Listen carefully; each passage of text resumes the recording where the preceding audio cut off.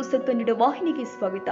ಹುಕ್ಕೇರಿ ತಾಲೂಕಿನ ಸಂಕೇಶ್ವರ ನಗರದಲ್ಲಿ ಪ್ರತಿ ವರ್ಷದಂತೆ ಈ ವರ್ಷವೂ ತಾಲೂಕು ಮಟ್ಟದ ಕಾರುಣಿಮೆ ಸ್ಪರ್ಧೆಯ ಭವ್ಯ ದಿವ್ಯ ಆಯೋಜನೆ ಮಾಡಲಾಗಿತ್ತು. ಸ್ಪರ್ಧೆಯು ನಗರದ ಮಹಾಲಕ್ಷ್ಮೀ ದೇವಿ ಆವರಣದಲ್ಲಿ ಸಾಯಂಕಾಲ 4 ಗಂಟೆಯಿಂದ 8 ಗಂಟೆಯವರೆಗೆ ವಿವಿಧ ಗ್ರಾಮಗಳಿಂದ ಆಗಮಿಸಿ ಎತ್ತು ಜೋಡಿಗಳು, ಕರುಗಳು, ವಾದ್ಯಗಳ ಮಧ್ಯೆ ಮೆರವಣಿಗೆ ಮಾಡುವುದರ ಮೂಲಕ ಜರುಗಿದೆ.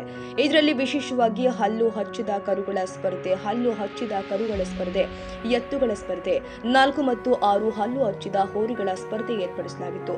ಇದರಲ್ಲಿ ಪ್ರತಿಯೊಂದು ಸ್ಪರ್ಧೆಗೆ ಪ್ರಥಮ ಬಹುಮಾನ 25,000, ದ್ವಿತೀಯ ಬಹುಮಾನ 20,000, ತೃತೀಯ ಬಹುಮಾನ 15,000, ಚತುರ್ಥ ಬಹುಮಾನ 10,000 ಕೊಡಲಾಗಿದೆ.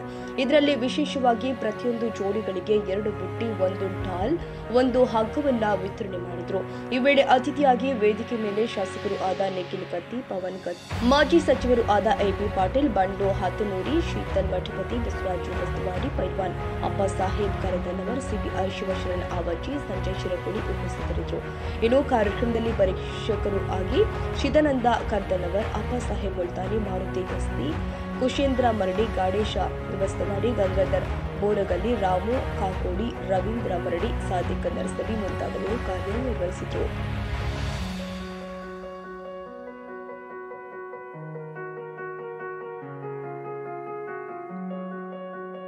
ತಾಜಾ ಸುದ್ದಿಗಾಗಿ ಎಂಟಿವಿ ನ್ಯೂಸ್ 24x7ಗೆ ಸಬ್ಸ್ಕ್ರೈಬ್ ಮಾಡಿ ಮತ್ತು ಬೆಲ್ ಐಕಾನ್ ಅನ್ನು ಒತ್ತಿ. ತಪ್ಪದೇ ಲಿಂಕ್ ಶೇರ್ ಮಾಡಿ.